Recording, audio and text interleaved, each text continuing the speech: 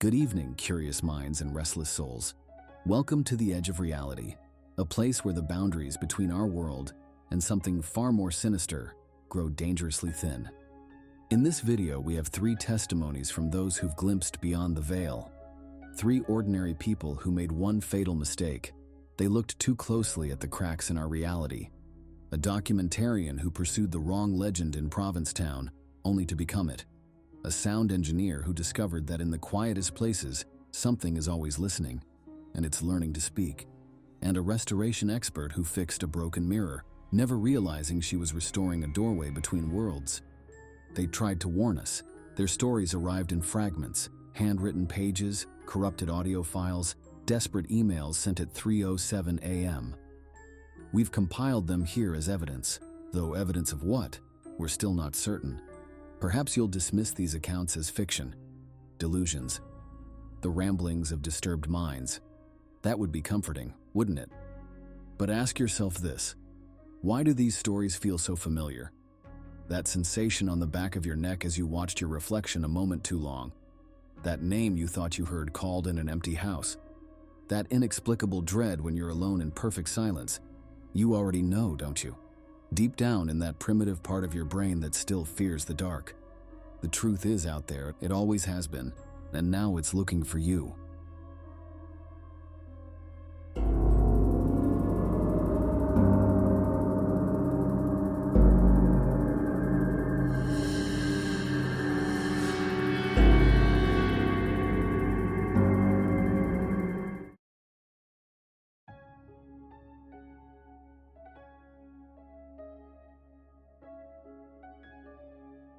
The digital timestamp on the tape reads August 17th, 2003.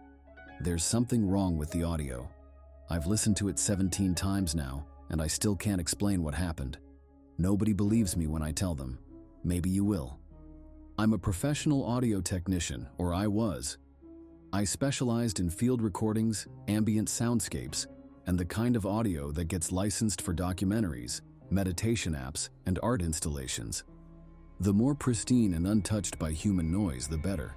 That's what brought me to Echo Park in the first place.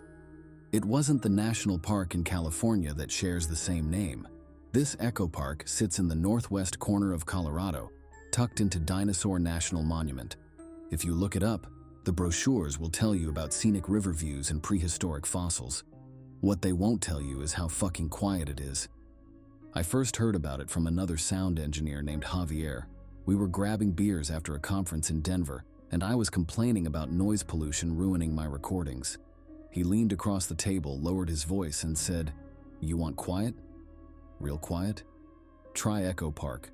Place is dead silent, but that's because most locals won't go there." "Why's that?" I asked, already intrigued. "People go missing. Not many, but enough. Every few years." He took a long sip of his beer. "Also, there's something else. The silence there, it's wrong, like it's listening to you." I laughed. Javier didn't. "My cousins from Rangeley, the closest town, they have a saying, something out there listens harder than we do. Sounds like bullshit, but I went once with recording equipment." He pulled out his phone, scrolled through some files, and pushed it across the table. "Listen." I put the phone to my ear. Nothing. Not a bird, not the wind, just dead air, and what might have been the faintest sound of breathing. "How long is this clip?" I asked. 3 minutes. I couldn't stay longer. Got this feeling. He trailed off, embarrassed. "Anyway, if you're desperate for pristine audio, that's your spot." I should have listened to the warning in his voice instead of the challenge. 3 weeks later, I packed my Subaru with the best equipment I could afford, and enough battery packs and memory cards to last 4 days in the wilderness. I drove the 8 hours from Boulder to Dinosaur National Monument, passing through the town of Rangeley along the way. I stopped for gas and noticed how the locals stared when I mentioned Echo Park at the checkout. The cashier, a woman in her 60s with leathery skin and sharp eyes, studied me while ringing up my beef jerky and Red Bull. "Recording equipment," she said, eyeing my gear through the windshield. It wasn't a question. Yeah, I'm an audio technician working on a natural soundscape project. She handed me my change. You staying overnight? 4 nights if the weather holds. Her fingers lingered on my palm. Listen to your gut out there. Something feels wrong. You leave. Don't rationalize it. I nodded, uncomfortable with her intensity. And don't... She hesitated. Don't answer if you hear your name. I laughed nervously. I'll be alone. She just stared until I left. The drive to Echo Park was brutal, a steep, winding dirt road that dropped 2,500 feet into an isolated valley. Cell service disappeared about 20 minutes in. My GPS kept rerouting before finally giving up. I navigated the last stretch with a paper map provided by the ranger station. I arrived at the small campground around 4 p.m. Only 3 other sites were occupied, all clustered near the entrance. I chose the most isolated spot, closest to the confluence of the Green and Yampa rivers. The massive sandstone monolith called Steamboat Rock loomed overhead, casting long shadows across the campground. I methodically set up my tent, stored my food in the bear-proof container, and unpacked my recording gear. The ranger had warned me about mountain lions and black bears, but said they rarely bothered humans. I was more concerned about the wind, which could ruin a perfectly good recording. As I calibrated my equipment, I realized Javier was right. The silence was unnerving, not peaceful or serene, oppressive. Like the absence of sound was a physical presence. I checked my decibel meter, 23 decibels, quieter than a whisper. I set up 3 recording stations, one near my campsite, one by the river, and one about half a mile into the forest. Each had a different microphone configuration to capture various aspects of the soundscape. The plan was to let them run overnight, capturing the transition from dusk to dawn. By 8 p.m., everything was operational. I sat at my campsite, eating cold ravioli from a can and making notes in my field journal. That's when I noticed the other campers were gone. Their tents remained, but no people, no lights, no sounds of conversation or cooking. The sun dipped behind Steamboat Rock, and darkness swallowed the valley. I tried reading with my headlamp, but the silence made it hard to concentrate. Every time I shifted in my camp chair, the sound echoed unnaturally. At 10 p.m., I decided to check the nearest recording station.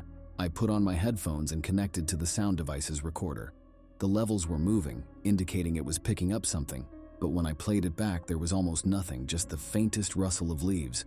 Then, underneath it, something else, a slow, rhythmic sound, like breathing. I pulled off my headphones, my heart racing. Nothing but silence surrounded me. I put them back on cautiously and rewound the recording. There it was again. Not my breathing. Too slow, too deep. It didn't match the cadence of any animal I recognized either.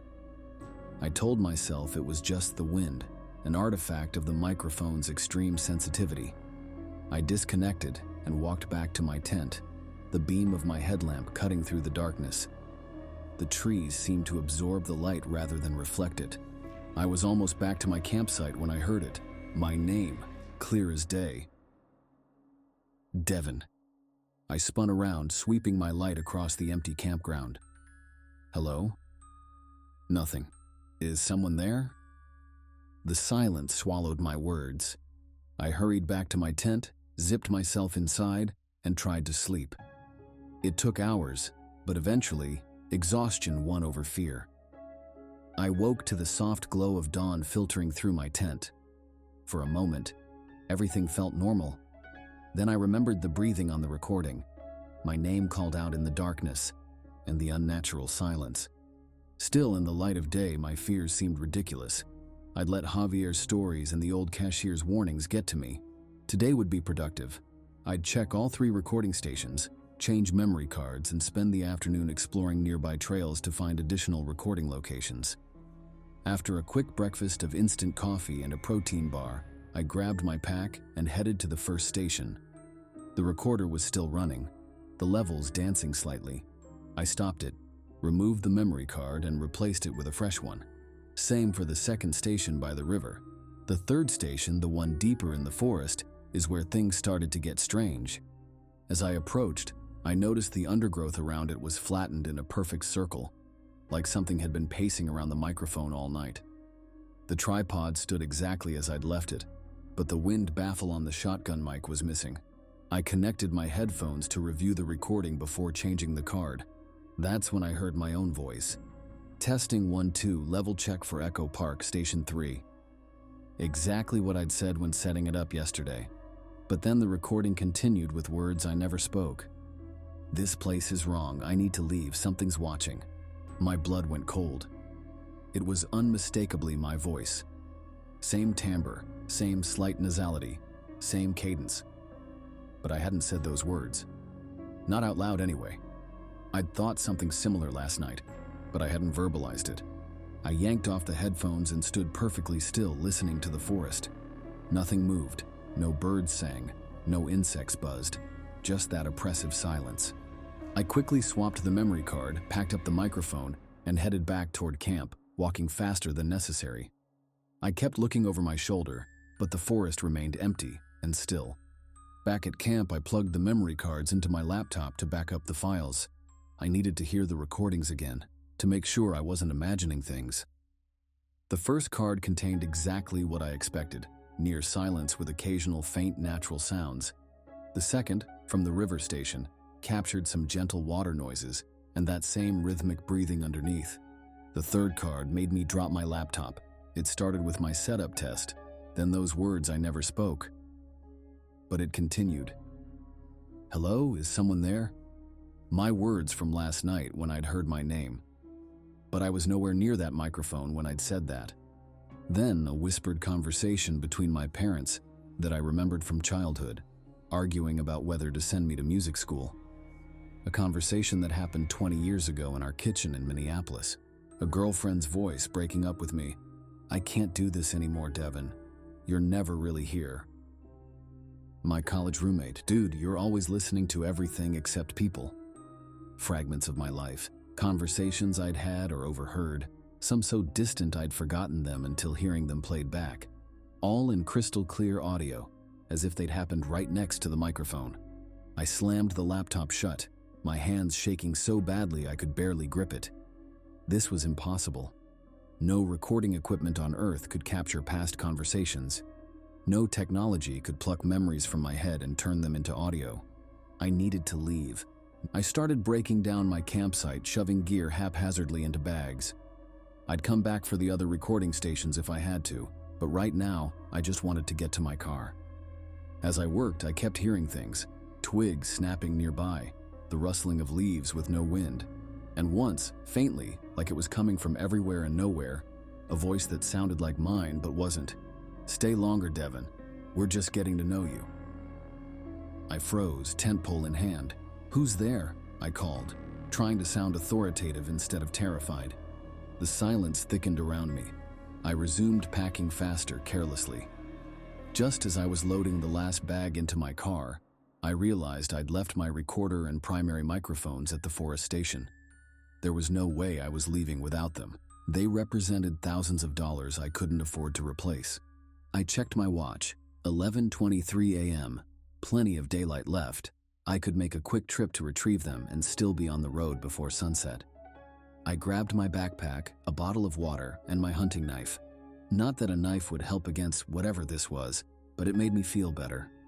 The hike to the third station took 20 minutes. Every step felt wrong, like I was walking deeper into a trap I'd set for myself. The forest seemed darker than it should have been at midday, the shadows too deep, the silence too complete. When I reached the location, my equipment was gone. The tripod, the recorder, the microphone all vanished. Not even an indentation in the soil remained to show where they had stood. I spun in a circle, scanning the surrounding forest. Nothing. That's when I noticed I couldn't recognize the way I'd come. The path I'd followed seemed to have disappeared. I pulled out my phone to check my GPS tracking app, but the screen showed me in a completely different location than where I'd set up the equipment. I tried to remain calm. The park wasn't that big.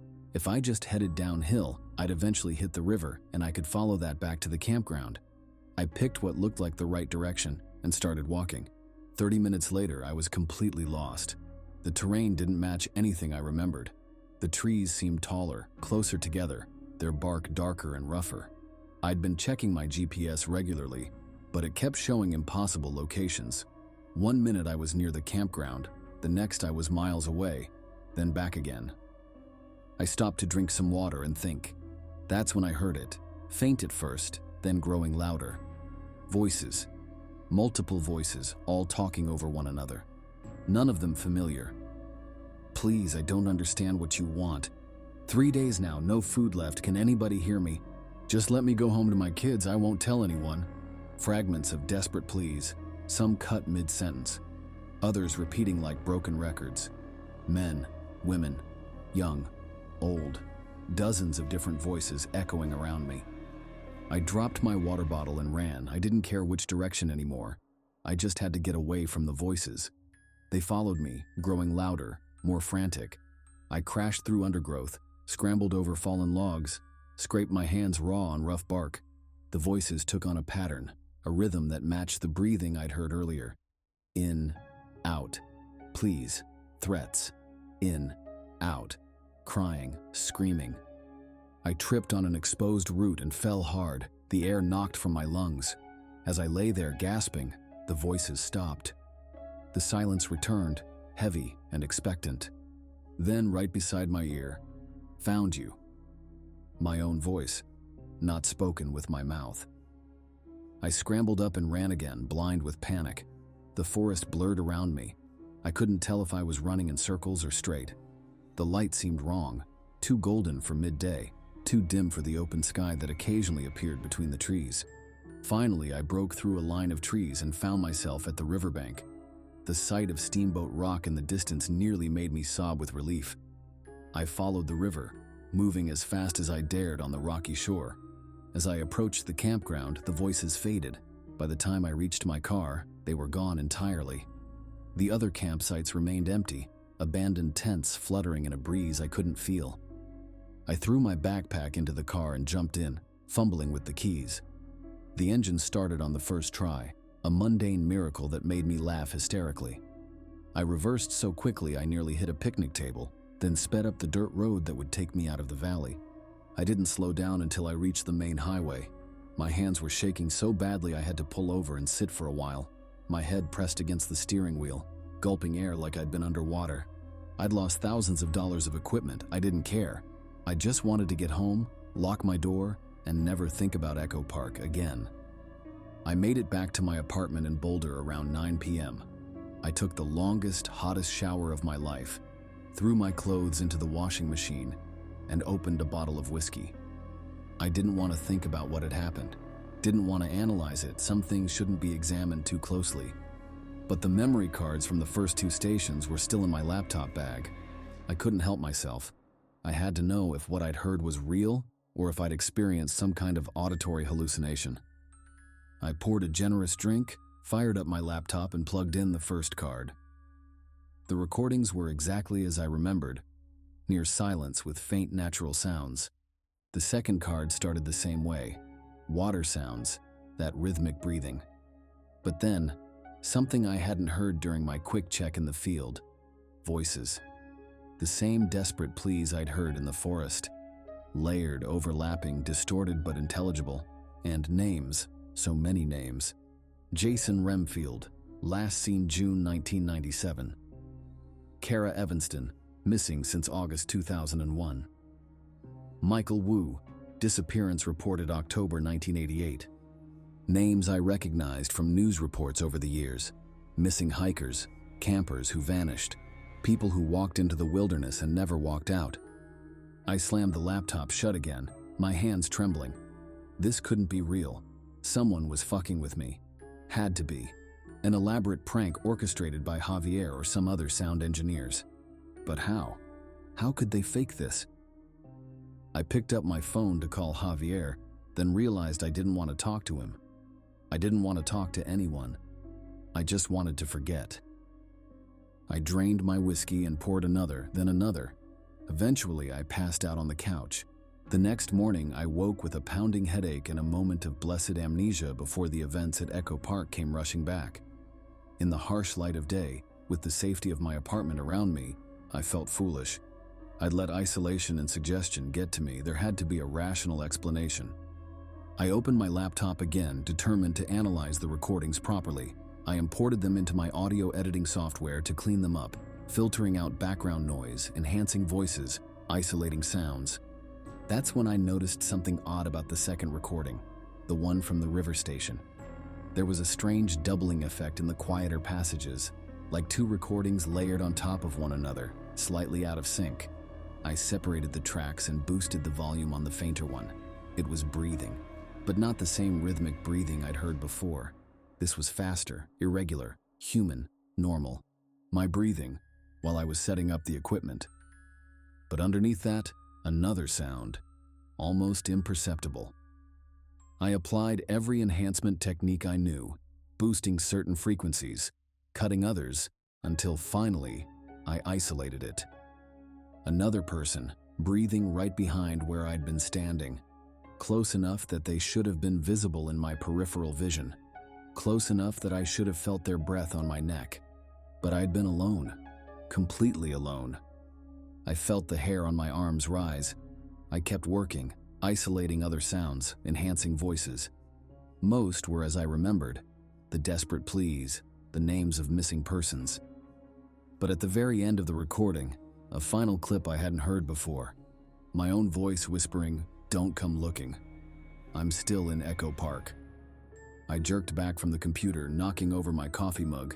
It shattered on the hardwood floor, the sound impossibly loud after hours of listening to whispers. I didn't record that. I never said those words. I rushed to the bathroom and vomited, my body rejecting what my mind couldn't process. When I returned to the living room, the recording was still playing, looping that last phrase over and over. "Don't come looking, I'm still in Echo Park." I slammed the laptop shut and unplugged it for good measure. For 3 days, I didn't leave my apartment. I called in sick to the post-production studio where I worked part-time. I ordered delivery food and left the TV on constantly to drown out the silence. I kept all the lights on, even when I slept. On the 4th day, my phone rang. Unknown number. I almost didn't answer it, but some compulsion made me pick up. "Hello?" Silence. Then, faintly, "Devin, come back." My voice, but not me speaking. I hung up and turned off my phone. An hour later, my landline rang. I hadn't given that number to anyone in years. I let it go to voicemail. The message it left was just slow, rhythmic breathing. That was 3 months ago. I've moved twice since then. Changed my phone number, quit my job, boxed up all my audio equipment and put it in storage. I can't bring myself to use it again. Sometimes in the middle of the night, my phone rings despite being turned off. The TV turns to static between stations, the white noise resolving into whispers if I listen too long. Once, I woke to find all my audio files corrupted except for the Echo Park recordings, which had been neatly organized into a new folder labeled Memories. I know how this sounds. I know you probably think I'm having some kind of breakdown. Maybe I am. But I've done my research since coming back. Echo Park has a history. Disappearances dating back to when the Fremont people lived there over 1,000 years ago. The Ute tribes that came later called it the place where shadows eat words. Last week I received a package, no return address. Inside was my missing sound devices recorder, the one I'd left at the station. The case was scratched and dirty, like it had been dragged through the forest. I shouldn't have, but I turned it on. One file dated the day I fled. I connected headphones and pressed play. It contained conversations I've had since leaving Echo Park, phone calls with my mother, a job interview, an argument with my landlord when I broke my lease, and at the end, my voice, the real me, the me sitting right here, speaking the words I'm saying to you right now, describing this very moment. It's been recording me this whole time, but the recorder was off. The batteries should have died months ago. Yesterday, I called Javier. His phone was disconnected. I contacted the conference organizers where we'd met.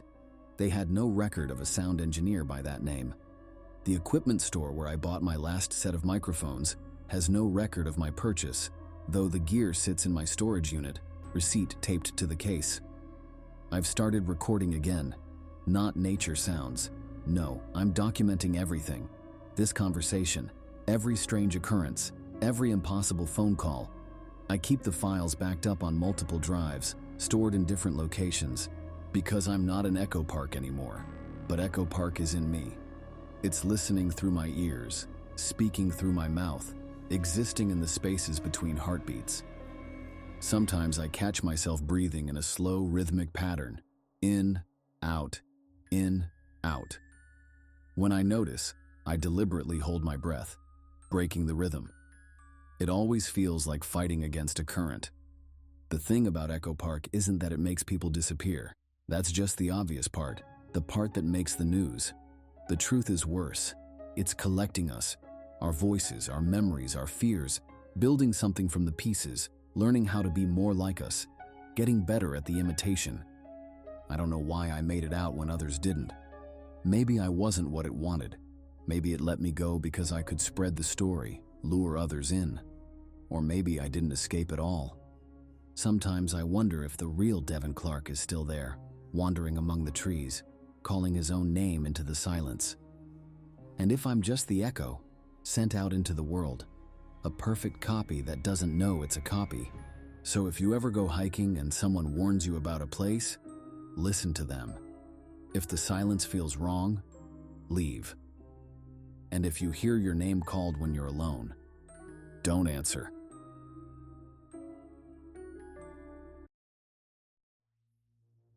I never believed in the boogeyman until I became one. The first time I heard about the Black Flash was in a dive bar on Commercial Street. I'd been in Provincetown 3 days, scouting locations for my documentary. The weather had turned, and a late September storm pounded the Cape, driving tourists and locals alike into whatever shelter they could find. I ended up at the Squealing Pig, nursing a whiskey neat while rain hammered the windows. "You're the filmmaker, right?" The bartender was wiping glasses, eyeing me with that peculiar mix of curiosity and suspicion that small-town residents reserve for outsiders. "Heard you're poking around about old stories." "That's right, Isabel Crane." I extended my hand. "I'm doing a piece on forgotten New England folklore." He nodded, not taking my hand. "Got a specific one in mind?" "Not really, just collecting stories, the weirder the better." An older man at the end of the bar snorted into his beer. "Tell her about the Black Flash, Jimmy." The bartender, Jimmy apparently, shot the man a look. "Don't start with that shit, Frank." I perked up immediately. "The Black Flash? What's that?" Frank turned his stool toward me, his eyes bright in his weathered face. "Back in the 30s, something was running around town at night. Tall, dressed all in black with a hat. Could jump clean over houses. Glowing red eyes scared the hell out of people. They called it the Black Flash." Jimmy rolled his eyes. "It was a prank, some teenagers in costumes." "That what your granddaddy told you?" Frank challenged. "Because mine said different.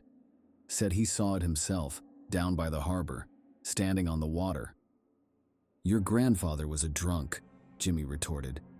"So what happened?" I asked, pulling out my phone to record. Frank leaned forward. "People who saw it had dreams, bad ones. Some went crazy. One guy, a fisherman named Joaquim, cut his own throat after seeing it. Left a note saying the thing had gotten inside his head." "Frank," Jimmy warned.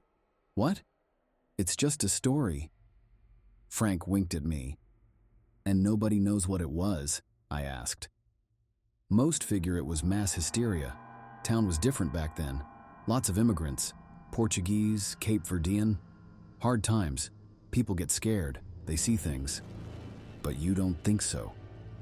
Frank shrugged. "All I know is people are seeing it again. Last couple months, half-dozen reports. Something jumping rooftops down by the West End. Moving too fast to be human." Jimmy slammed a glass down. "Jesus Christ, Frank. Don't fill her head with this garbage." "It's fine," I said. "This is exactly the kind of story I'm looking for. Local legend, historical context, contemporary sightings. Perfect." "Your funeral," Jimmy muttered. I didn't know then how prophetic those words would be. The next day I headed to the Provincetown library to dig through their archives. The research librarian, a thin woman named Diane with cat-eye glasses and a no-nonsense demeanor, helped me locate newspaper clippings from the 1930s. The black flash, she mused as she pulled files. That takes me back. My mother used to threaten us with it when we misbehaved. Be good, or the black flash will get you. So it was a common story? Oh yes, every town has its boogeyman. Ours just happened to wear a cape. She set a folder in front of me. Here's what we have. Mostly from the Provincetown Advocate. February through April 1939. I flipped through yellowed clippings. Mysterious figure terrorizes town. Another black flash sighting on Bradford Street. Police chief dismisses flash as hysteria. The articles described encounters with a tall figure in black, capable of inhuman leaps. Most blamed it on pranksters or mass delusion. One editorial suggested it was a convenient excuse for loose women caught with men who weren't their husbands. Was anyone ever caught? I asked. Diane shook her head. Not that I've ever heard. The sightings just stopped. War came, and people had real things to worry about. Frank at the bar mentioned recent sightings. Diane's expression tightened. Frank Mendez has a big mouth and a bigger imagination. He's been telling black flash stories for decades. So you don't believe the new reports? I believe people in this town drink too much. She glanced at her watch. We close in an hour. I nodded and returned to my research. A pattern emerged. The original sightings clustered around the harbor and the West End. Many witnesses were Portuguese or Cape Verdean immigrants. And strangely, 4 lighthouse keepers went missing during the same period. The official report blamed a storm, but the bodies were never recovered. As I was packing up, Diane handed me a sticky note. If you're serious about this, talk to Bernice Cardozo. She's 93, lives at the assisted living place on Race Point Road. Her father was one of those lighthouse keepers. The ones who disappeared? No, the replacement crew. She might have some insights the newspapers don't. I thanked her and headed out. The rain had stopped, leaving the streets slick and gleaming under the streetlights. It was just past 6, but in late September, darkness comes early to the Cape. The wind off the bay cut through my jacket as I walked back to my rental, the scraps of a life long gone swirling in my head. I didn't notice the figure watching from across the street. Not then. Bernice Cardozo's room at Seashore Point was filled with photos. Black and white images of stern-faced Portuguese fishermen, women in dark dresses, children squinting in the sun. She herself was tiny, bent with osteoporosis, but her eyes were clear and sharp. So you want to know about the black flash, she said after I explained my project. No preamble, no small talk. If you're willing to share. She gestured to a chair. Everyone thinks it was a hoax. Teenagers scaring women. That's not what my father believed. What did he think? She picked up a framed photo from her nightstand and handed it to me. 4 men stood in front of a lighthouse, arms crossed, expressions serious. My father is on the left. Manuel Cardozo. Next to him is David Hopkins, then the Sylvia brothers, Antonio and João. They replaced the men who vanished. What happened to the original crew? Officially, lost in the storm of 38. But there were complications. What kind of complications? Bernice studied me. Why are you really interested in this story, Miss Crane? I'm a documentary filmmaker. Unusual stories are my business. This isn't just unusual, and you're not the first person to come asking questions. That caught me off guard. Someone else is researching the black flash? She shook her head. Not recently, but over the years others have come. They never find what they're looking for. Or maybe they find too much. What does that mean? Instead of answering, she opened a drawer and pulled out a small wooden box. From it, she extracted a photograph, handling it carefully by the edges. My father took this. March 1939. He was doing maintenance on the lighthouse lantern. The photo showed the lighthouse grounds from above. In the corner, a blurry figure stood, tall, dressed in black, with what appeared to be a wide-brimmed hat. Its proportions were wrong somehow, too stretched, too thin. And where its face should be, there were only 2 pinpricks of light. It could be double exposure, I said, though my skin had gone cold. That's what the police said, but my father knew better. He'd seen it before, out on the water, standing on the waves during the storm that took those 4 men. Standing on the water? That's impossible. Bernice's mouth twitched. My father was not a fanciful man, Miss Crane. He was a lighthouse keeper for 40 years. He knew the sea, knew what was possible. What did he think it was? He called it O Diabo du Mar, the devil of the sea. Said one of the keepers had made a bargain. 3 lives for his own. Which one? Joseph Whitaker, the only body never found. The other 3 washed up eventually. I took a photo of the picture with my phone. And your father believed this thing was coming to collect? Not just to collect, to stay, to find a new home. She took the photo back. The dream started after he took this picture. Every night, drowning in black water that filled his lungs like ink. He heard whispers in languages he didn't speak. What happened to him? He hung himself 3 weeks later, left a note saying he couldn't tell what were his thoughts anymore and what belonged to the thing from the sea. My stomach lurched. I'm so sorry. It wasn't your fault. But if you keep looking, what happens next might be. She returned the photo to its box. They all had the dreams. Everyone who saw it. Some fought longer than others. The recent sightings started after they found bones washed up near Wood End. Lighthouse keeper bones, they say. The storm finally giving back what it took. How do you know that? This is a small town, Miss Crane. Old secrets don't stay buried, just forgotten until the tide shifts. She suddenly looked tired. You should go now. I need my rest. As a nurse showed me out, I glanced back. Bernice was staring out her window toward the sea, one gnarled finger tracing patterns on the glass. That night, I dreamed of drowning. Not in water, but in something thicker, darker. It filled my mouth, my nose, burned in my lungs. As I struggled, I heard whispers. Words I couldn't understand but somehow recognized.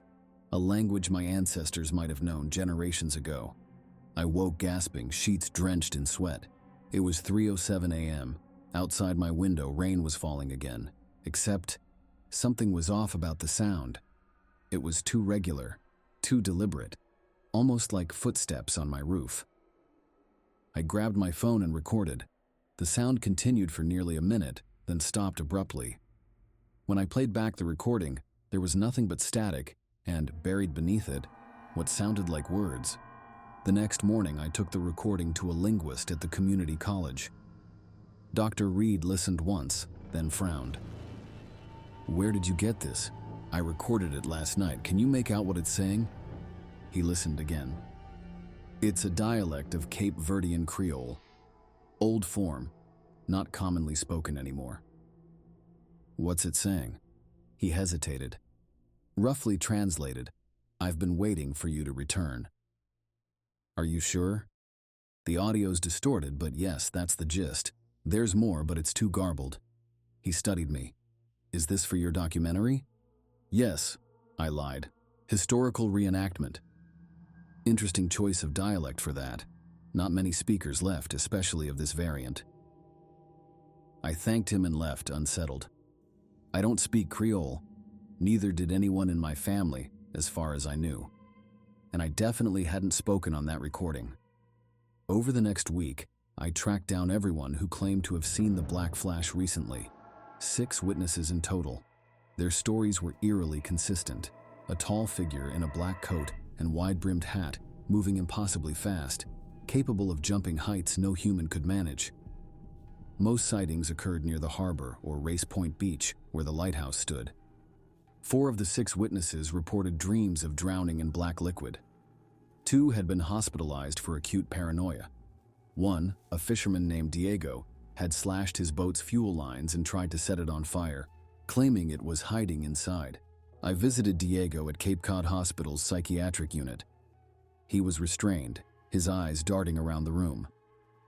You've seen it too, he said immediately. I can tell. It's in your eyes now. Seen what, Diego? The black flash, the devil, whatever you want to call it. He leaned forward. It's looking for someone. Has been for a long time. Do you know who? Someone who got away. Someone who made a promise and didn't keep it.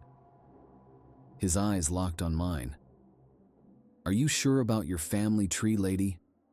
Anybody go missing from Provincetown about 80 years back?" A chill ran through me. "Why would you ask that?"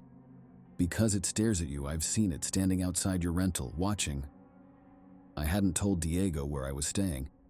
"You should check your camera," he continued. "It likes cameras, uses them." "Uses them how?" But Diego shut down, turned away, and started humming something tuneless and strange.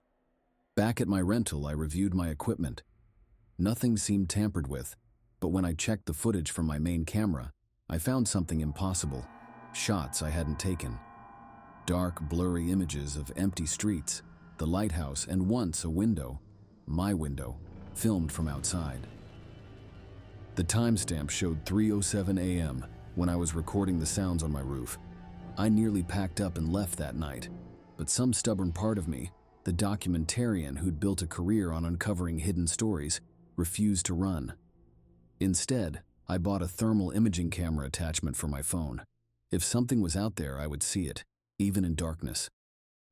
3 nights later, I got my chance. The sound came again. Not on my roof this time, but in the yard. That steady, deliberate rhythm, like someone pacing. I grabbed my phone with the thermal attachment and moved to the window. Through the viewfinder, the yard appeared in blues and greens of ambient temperature, and there, by the fence, was a figure. But it wasn't giving off heat. It was the opposite. A human-shaped void, colder than the surrounding air. Much colder. The thermal readout showed sub-zero temperatures. As I watched, it turned. Where its face should have been, there were 2 points of heat, pinpricks of dull red in the freezing void. It saw me. I know it did, because it moved.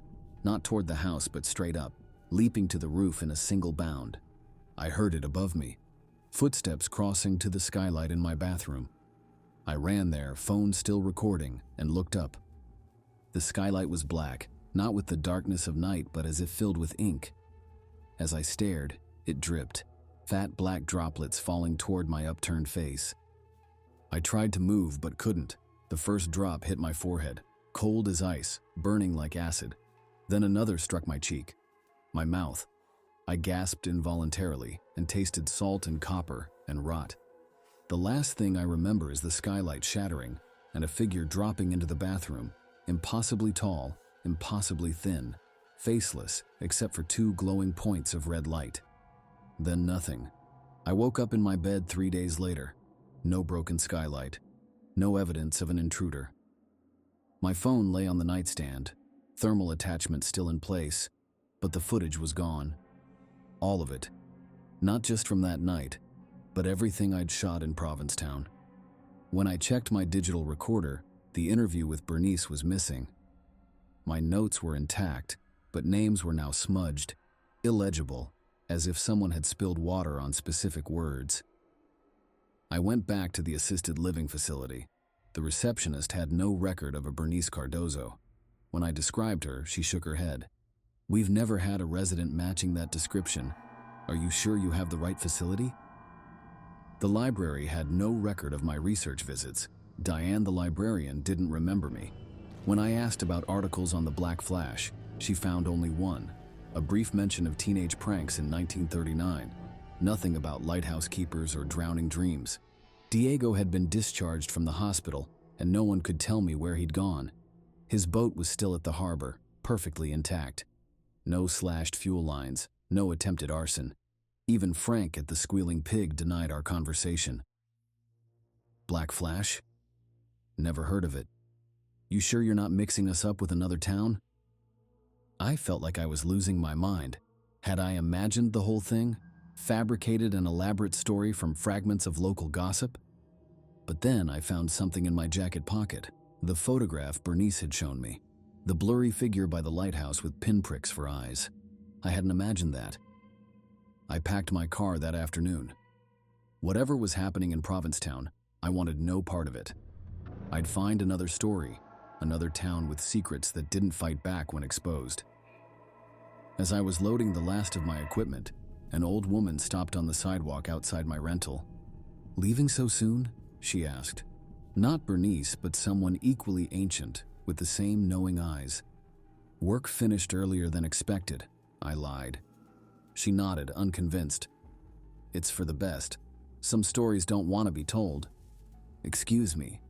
The black flash, that's what you were after, yes? It doesn't like attention, that one. Never has." My heart raced. "You know about it?" "Everyone knows, we just don't talk about it. Bad luck." She glanced toward the harbor. "It's been here a long time, waiting." "For what? For who, you mean?" "Whitaker's bloodline. The one who got away." I froze. Whitaker, the missing lighthouse keeper. "What did you say?" But the old woman was already walking away, hunched against the wind. I drove straight to Boston that night, 6 hours through pouring rain.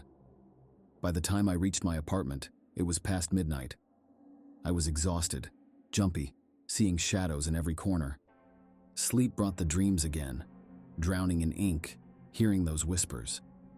Words that made no sense but felt like they should. The next morning, I called my mother. "Mom, this is going to sound weird, but was anyone in our family from Provincetown? Maybe on Dad's side?"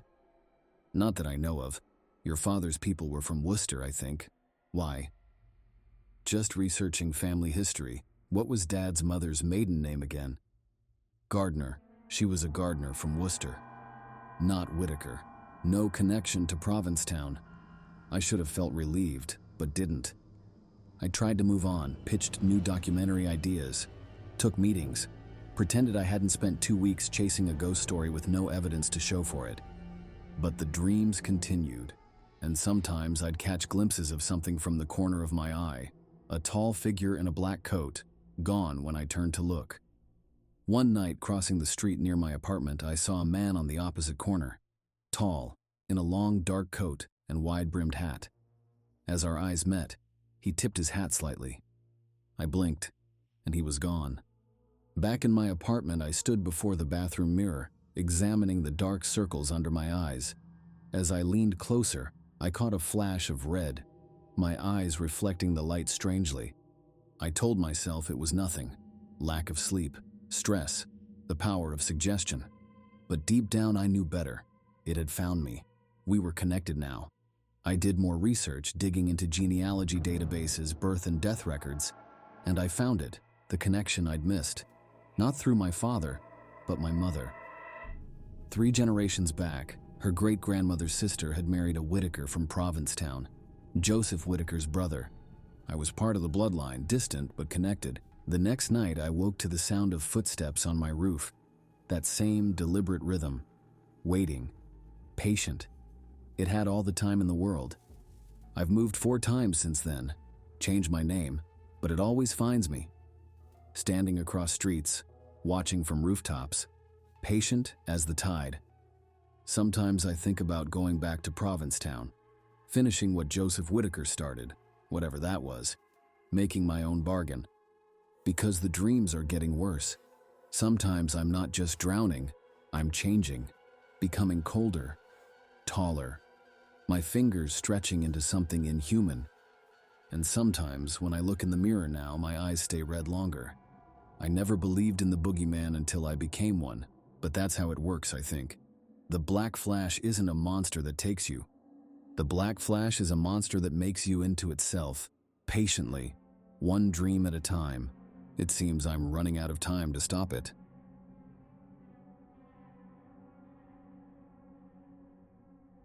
I've spent 12 years of my life bringing dead things back to life. Antique restoration isn't glamorous work, but it pays well for someone with my skill set. Rich people will shell out obscene amounts of money to preserve their precious heirlooms. I'm the woman they call when something irreplaceable breaks, when the past fractures and needs stitching back together. Until I took the job in Savannah, I never believed in ghosts. I'd worked on plenty of creepy antiques before, Victorian hair jewelry, mourning dolls, death masks. None of them ever followed me home. The Dumont family contacted me last April. Hurricane season had been brutal, and their historic mansion on Abercorn Street took a hit. Most of the damage was superficial, except for one casualty, a massive mirror that had hung in their front parlor since 1867. It's a family treasure, Mrs. Dumont explained over the phone, her soft Georgia drawl carrying a note of desperation. "We've had appraisers from Charleston to New Orleans tell us it's irreplaceable. When we heard about your work with the Smithsonian," I cut her off before she could finish the flattery. "Send me photos." An image of the mirror appeared in my inbox an hour later. Even damaged, it was a masterpiece. 6 feet of hand-silvered glass in a carved ebony frame. Twisted vines and flower buds snaked along the edges, with elaborate filigree at each corner. A spiderweb of cracks radiated from the bottom left corner, but the silvering hadn't separated. Restorable. I quoted them a price that made me wince, $15,000 plus expenses, expecting them to negotiate. Mrs. Dumont didn't even pause. "When can you start?" 2 weeks later, I stood in the Dumont's marble-floored foyer, staring up at the mirror. It was bolted to the wall with hardware that looked original to the house. "It's heavier than it looks," Mr. Dumont warned as 2 professional art handlers carefully removed it from the wall. "Took 4 men to hang it when my great-grandfather bought the place." "Any idea who owned it before your family?" I asked, watching them wrap it in blankets. "Some widow who lived down by the river," he said with a dismissive wave. "Great-granddaddy got it at an estate sale after she died. Suicide, I think." His wife shot him a look. "Richard, for heaven's sake." "What? It's just history." I should have asked more questions, should have pushed for details, but all I saw was the paycheck and a challenging restoration job that would look good in my portfolio. The handlers loaded the mirror into my rented cargo van, and I drove it back to the cottage I'd leased for the duration of the project. The Dumonts had offered to let me work at their estate, but I preferred my own space. Fewer interruptions. The cottage sat on the edge of town, a small Victorian with a detached garage I'd converted into a workshop. I'd chosen it specifically because the garage had double doors wide enough to bring the mirror inside. It took me, the rental agent, and a landscaper I flagged down on the street an hour to maneuver the behemoth into my workspace. When we finally had it propped against the far wall, I tipped the men and locked the door behind them. Alone with the mirror, I took my first real assessment of the damage. The crack was bad, but I'd seen worse. I pulled out my phone and snapped a few preliminary photos for my records. That's when I saw her for the first time. In the photo, not in the actual mirror, a woman stood behind me. She wore a high-necked black dress, her hair pulled back severely from a face raw with grief. Her eyes were swollen, her cheeks sunken. I spun around. The workshop was empty. When I looked back at my phone, the woman was gone from the image. I scrolled through my camera roll, checking the photos I'd just taken. Nothing but the mirror and my reflection. Exhaustion, I decided. I'd been driving all day after a week of packing and preparation. My eyes were playing tricks. I locked up the workshop and went to bed early, chalking up the uneasiness I felt to being in a strange house in an unfamiliar city. The next morning, I started work. The first step was documentation. Hundreds of detailed photos of every inch of the mirror, the frame, the mounting hardware. I didn't see the woman again, and my nerves settled as I fell into the familiar routine of my work. For 3 days, everything was normal. I removed the mirror from its frame, cataloged the damage, and ordered specialized materials from my suppliers. I was on schedule, focused, professional. Then I woke up on the 4th day and couldn't find my coffee mug. I always put it on the right side of the sink after washing it. That morning it was on the left. Small thing, easily explained, except it wasn't the only thing out of place. My shoes, which I'd left by the front door, were now by the back door. The book I'd been reading was upside down on the nightstand. My toothbrush was on the wrong side of the sink. Little reversals, mirror images. I tried to ignore it, told myself I was distracted, tired, not paying attention to where I put things. But then I started finding my phone in strange places. Inside the refrigerator, in the bathtub, under my pillow, with new photos I didn't remember taking. Dark, blurry images of my apartment at night. And in some of them, standing in the corner or by a doorway, the woman in black. I started sleeping with the lights on, started double-checking the locks, started wondering if someone had a key to the cottage. A week into the project, I was making progress on the mirror despite my growing unease. I'd stabilized the cracks, and was preparing to re-silver the damaged portions. That afternoon, I was working late, the workshop lit by a single bright lamp positioned to help me see the fine details of my work. I glanced up at my reflection, and it blinked a half-second after I did. I froze, staring at myself. My reflection stared back, perfectly mimicking my stillness, but something was wrong with its eyes. They looked eager, hungry. I raised my hand slowly. My reflection did the same, but there was a slight delay, like watching a video with the audio out of sync. I backed away, my heart hammering in my chest. As I moved, my reflection seemed to resist, as if it wanted to stay put. The effect was subtle, just a fraction of hesitation, but undeniable. I left the workshop and locked the door, then drove into town and sat in a crowded coffee shop until closing time, desperate for the comfort of other people. When I finally returned to the cottage, I went straight to bed and pulled the covers over my head like a child. The next morning, I called Mrs. Dumont. "I was wondering if you could tell me more about the mirror's history," I said, trying to keep my voice casual. "For my documentation." "Oh, let me think," she said. "It's been in the family for generations. Richard's great-grandfather purchased it in 1867, I believe. Mr. Dumont mentioned something about the previous owner, a widow?" There was a pause on the line. "Yes, that's right. Jenny Chance. Tragic story, actually. Her son went missing, presumed drowned in the Ogeechee. She never recovered from the loss." "What happened to her?" Another pause, longer this time. "They found her in front of that mirror with her wrists cut. The story goes that she believed her son wasn't dead, that he was trapped somewhere she could see but not reach. The mirror was supposedly her window to him." My mouth went dry. "How long did she spend looking for him?" "Years, according to family legend. She became obsessed with the mirror, wouldn't leave the house, barely ate. They say she would stand in front of it for hours, talking to it, pressing her hands against the glass. She was convinced she could pull him back through if she just found the right way." I thanked her for the information and hung up, my hands shaking. Then I went to the workshop and stood in front of the mirror, studying my reflection carefully. "Jenny?" I said softly. Nothing happened, but the air in the room felt suddenly colder, heavier. "I know you're there. I know what you're looking for." My reflection's eyes darkened, though mine hadn't changed. A trick of the light, maybe, or my imagination running wild. I placed my palm against the cool surface of the glass. "You can't bring him back." The glass fogged around my hand, impossible in the warm workshop. When I pulled away, a perfect handprint remained for several seconds before fading. That night, I dreamt of drowning. Cold, murky water filled my lungs as I thrashed in the dark. Above me, distorted by the churning water, a woman's face pressed against some barrier, her mouth open in a silent scream, her hands clawing frantically. I woke gasping for air, my sheets soaked with sweat. My cat, Luna, was sitting at the foot of the bed, her back arched, fur standing on end as she stared fixedly at the bedroom door. "What is it, girl?" I whispered. She hissed, then bolted under the bed. I lay still, listening. The cottage creaked and settled around me. From somewhere, the living room maybe, or the kitchen, came the sound of water dripping.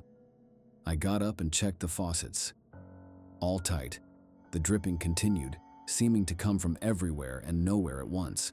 I followed the sound to the back door, where a small puddle had formed on the welcome mat. I touched it. River water, silty and cold. There were wet footprints leading from the puddle to the workshop. I should have packed up right then, should have called the Dumonts, refunded their money, and gotten the hell out of Savannah. But I'd never walked away from a job before. And more than that, I was curious, fascinated despite my fear. The next day, I went back to work, but I kept hitting dead ends. The silvering wouldn't adhere properly. The glass developed new hairline cracks overnight. Tools disappeared, only to reappear in different places. And all the while I felt watched. Not just by my reflection, which continued its subtle, unsettling delay, but by something behind the glass, something peering out at me with desperate intensity. After another week of frustration, I finally admitted defeat. I called Mrs. Dumont and explained that the mirror was more severely damaged than I'd initially assessed. I offered to return it and refund half their payment. "That's a shame," she said, sounding genuinely disappointed. "But these things happen.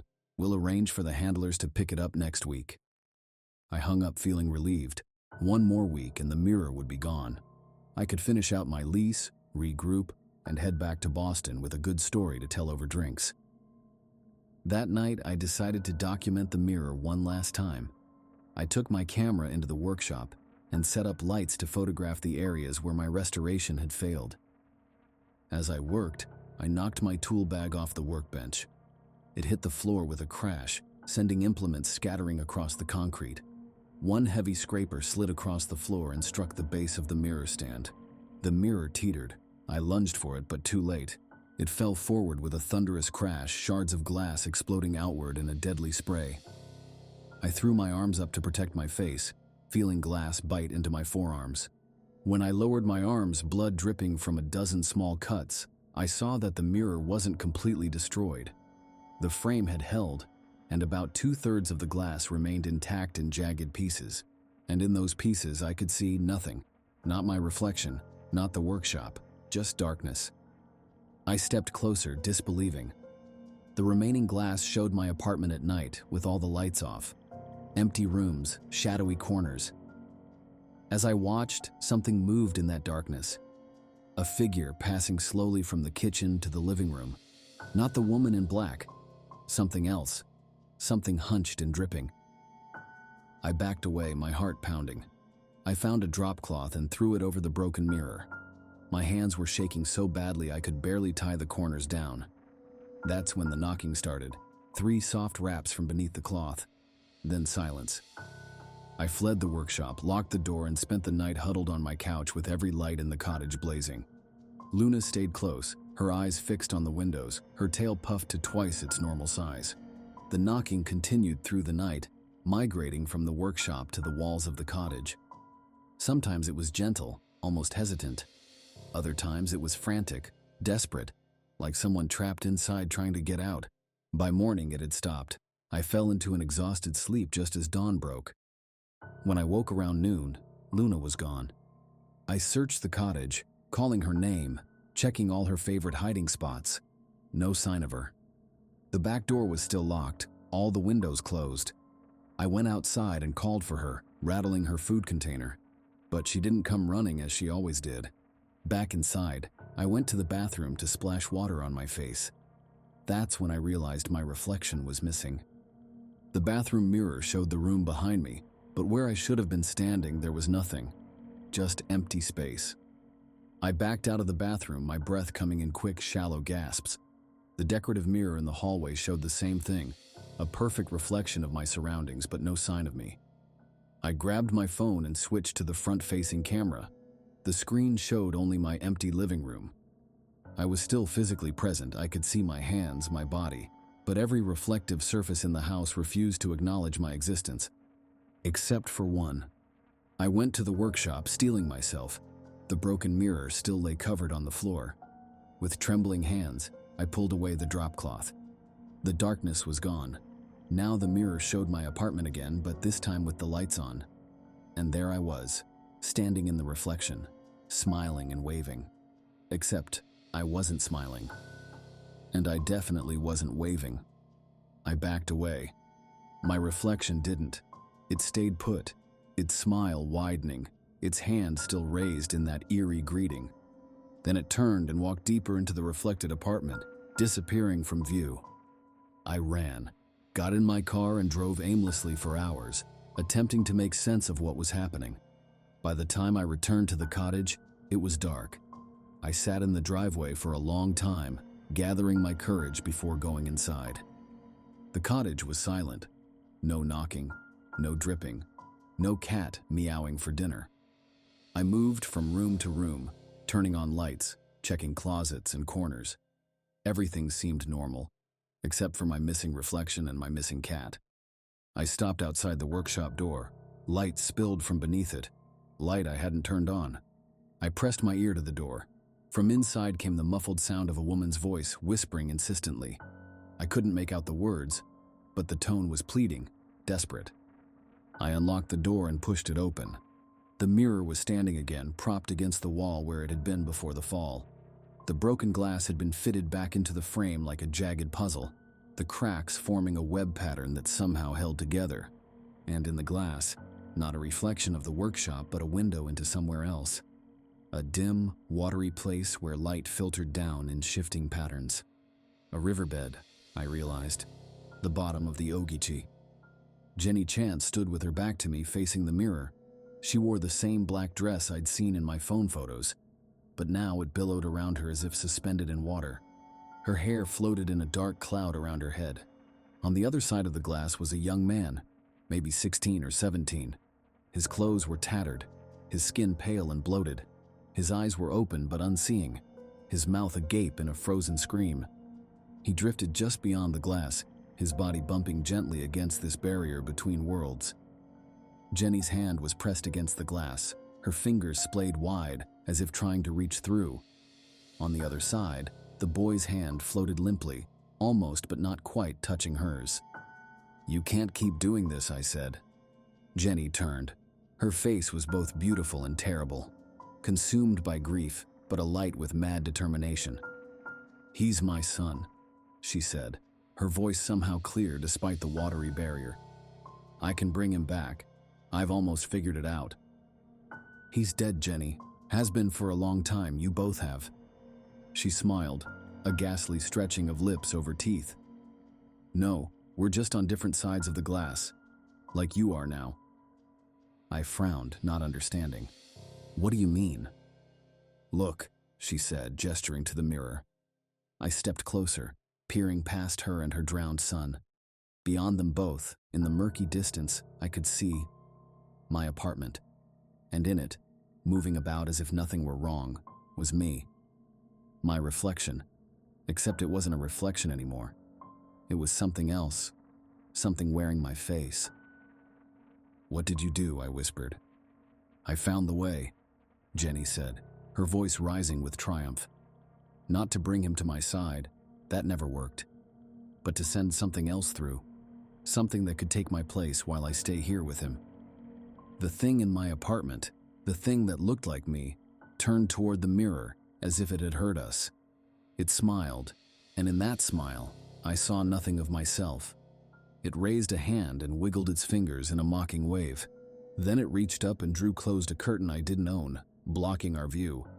"No," I gasped, pressing my hands against the glass. It felt cold and slick, like the skin of something long dead. "No, you can't do this. That's my life." Jenny's smile didn't waver. "And this is mine, with my son, forever." I pounded on the glass, screaming, demanding to be let out. But the mirror had become just a mirror again, reflecting only the workshop and my frantic, futile efforts. Except now I was on the wrong side of it. That was 3 months ago. The Dumonts sent the handlers to collect the mirror, and they took it back to the mansion on Abercorn Street, never noticing anything amiss. Why would they? The restoration looked perfect. The mirror was whole again. And as for me, I'm still here, trapped in this watery half-world with Jenny and her son, and all the others she's pulled through over the years. Sometimes we can see out, glimpses of the world beyond the glass. Sometimes, if the light hits just right, people can see in. They catch quick, frightening glances of faces not their own staring back at them. But mostly, we wait.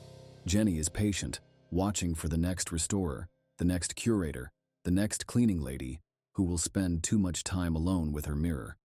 And somewhere in Boston, something is living my life, sleeping in my bed, working with my hands, wearing my face. The cat figured it out first. Animals always do. She saw what was happening and hid from the thing wearing my skin. Smart girl. I like to think she escaped, found a new home, a safer place. But sometimes in the dark depths where we dwell, I hear a familiar meow. And I know Luna is down here with me, just out of reach, on the wrong side of the glass.